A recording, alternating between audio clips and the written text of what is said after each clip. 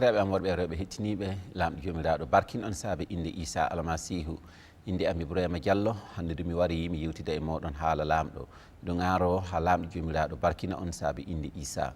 hande miɗo yiiɗi mi yewtida e moɗon no Issa Almasihu neliri talibaɓe muɗum ha jaaha caakowa linguila ha jaaha gaɗa talibaɓe. miɗo yiiɗi wadde du'are mi garo lamɗo jomiraɗo barkina en ha haala makko ka reso e ɓerɗe meɗen nonde jaɓen gaɗen ɗum lamɗo jomiraɗo wiiri jaɓen gonɗinen ɗo saabi inde Issa. lamɗo jomiraɗo miɗo waɗa yeeso moɗon saabi inde Issa no gordum ni miɗo garo on Allah joom bawɗe saabi inde Issa Almasihu barkinon kan hande miɗo garo on du barkino heeɓa mi yettina haala moɗon e hettiniɓe ɓe fou hokkoronɓe paamu hokkoronɓe lamɗo jomiraɗo ɓe jaɓa ɓe gonɗina haala moɗon lamɗo nonde ɓe jahata yeeso du no hen wondi fou saabi inde Issa Almasihu ta fay goto mi yeƴƴina ɓe gaɗa amma ɓe jahata yeeso ɓe takko oɗon nde ɓe gaɗa talibaɓe saabi inde Issa Almasihu amina. sakiraɓe am lamɗo jomiraɗo barkin on hande mi janggal ley dewtere Luuka suura 10 aya 1 yahde 12 ɗum na holla en no Issa Almasihu neliri talibaɓe makko 70 en jangi ko witti le Matta suura 27 aya 17 yahde aya 20 ɗo ana holla en ko Issa Almasihu kanko ƴamiri talibaɓe makko o wiide ko ɓe jaaha ley aduna fuu ley leñi fuu ɓe gaɗa talibaɓe nonde ɓe cuwira ɓe ndiyam woɓɓe na mbiya ɓe gaɗa ɓe baptisme lotogol baptisme saabi inde babiraɗo saabi inde ɓiɗɗo e saabi inde ruhu ceeniɗo. de hande miɗi mi yewtida e moɗon no Issa Almasihu kanko no o resiri laawol heɓa o nila taliba makko ɓe ɗum no winda ley dewtere Luuka ko jangganmi joni ndele mi jangga ley dewtere Luuka suura 10 aya 1 yahde aya 12 inan ko winda en jangga. caggal ɗum Issa suuɓi e ley taliba muɗum 70 o niliri ɓe ɗiɗo ɓe ardo ɗum e gendi fuu e nokku fuu ɗo hanno yahade kanko e hoore makko o wiɓe gese ɓenduɗe ana keewi ka hettoɓe keewa nden noon ñaage joom kettal o neltoto hettante toon jeehe mi ndili on hono baali hakkunde pobbi ni ta naɓore fayi hunde wona danga wona mbasu wona paɗe pati joote fay goto dow laawol galle mo natuɗon fuu jooton joom muɓɓoy tafon mbi'on yo jam wonu e o galle so neɗɗo joom jam na won ɗon du'a umon hewtan ɗum ka so wona du'a umoɗon wartan e moɗon jippoɗon e on galle koɓe dokki on fuu ñamon jarol sabi gollowo ana handi e jobdi muɗum pati gaɗe naati yalta lehi galleji gendi fuu ni natuɗon so on jaɓɓama ko gaddana ɗon fuu ñamol cellinon ñawɓe ɓe tawɗon ɗon fuu mbi'on yimɓe gendi ndi laamu lamɗo ɓattinama gendi fudu ni natuɗon so on jaɓɓaka e muɗum jalton e beddaji muɗum mbi'on min piɗɗi e moɗon fay colla gendi moɗon takkinoka e koheɗe amin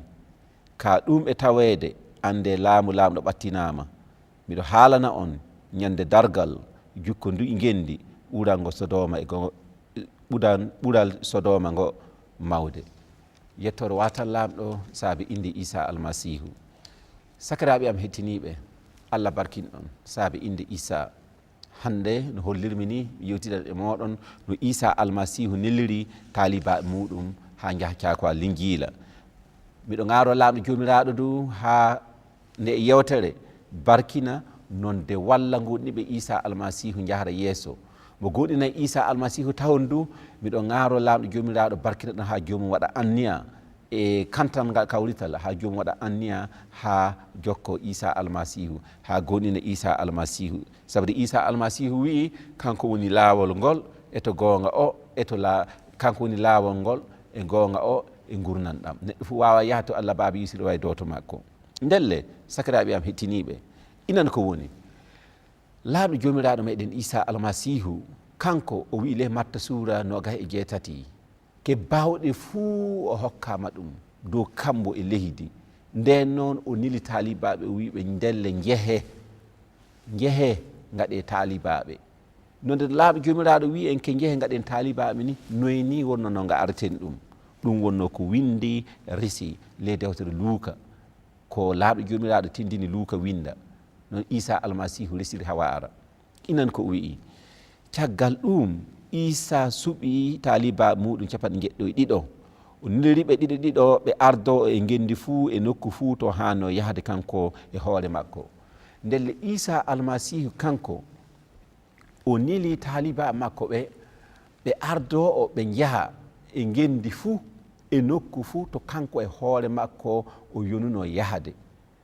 ndelle o nilay ɓe jaaha do to kanko o heɓinakino ha o yaha amma o niliɓe ɓe jaaha gendi e nokku fuu to kanko e hoore makko a heɓinino heɓa o yaha ndelle Isa almasihu kanko to nili taliba makko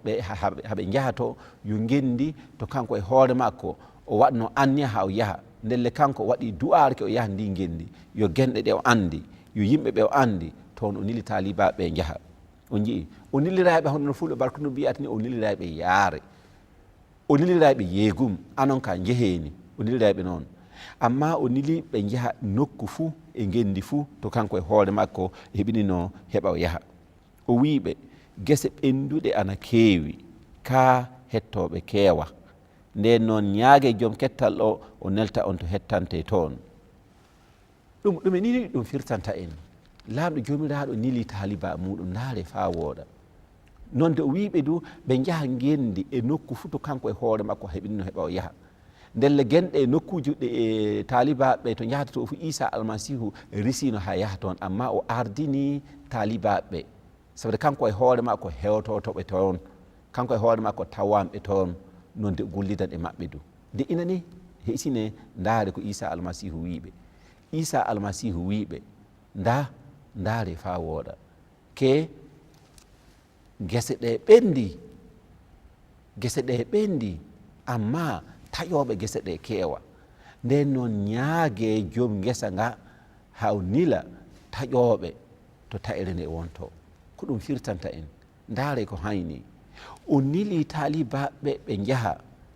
ley nokkuji ley genɗe to linguila wajakano tahi de amma kanko e hoore makko fuɗɗi gollante on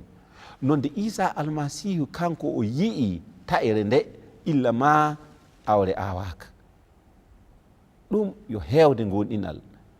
nilaago ko Isa almasihu nili en ɗum yo heɓa keewen gonɗinal heɓa jaarel yeeso heɓa jiyel taƴre nde illa ma en aaway sabude kanko wonno awowo kanko wonno mawninowo nonde anen wonno ɓe o ŋaari ha ngara kawrodina taƴre nde o jii ndelle ko ardini o wii ñaage joom ngesa o nden no ñaage joom kettal ngal heɓa o nila hettoɓe to hettante toon ɗum wonno ñaage joom taƴre nde ñaage joom ngesa nga heɓa o nila golloɓe ley ngesa nga toyniɓe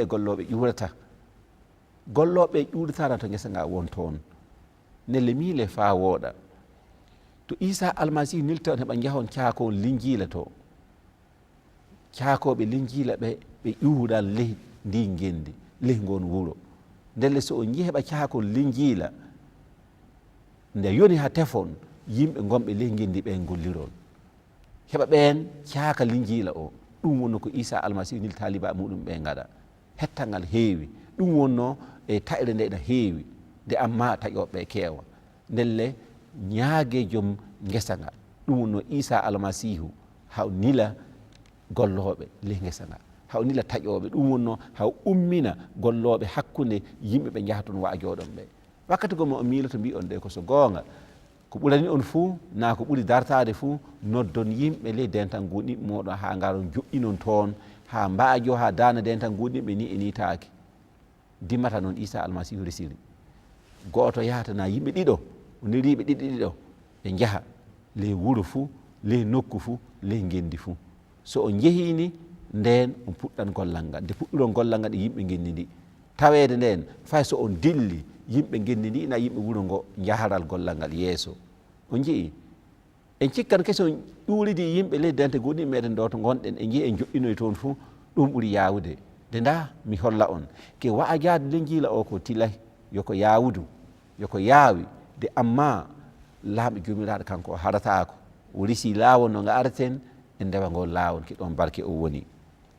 ndele inani o wi'i jeehe mi nili on hono baali hakkude pobbi pati naɓole fayi huunde wona danga wona mbasu wona paɗe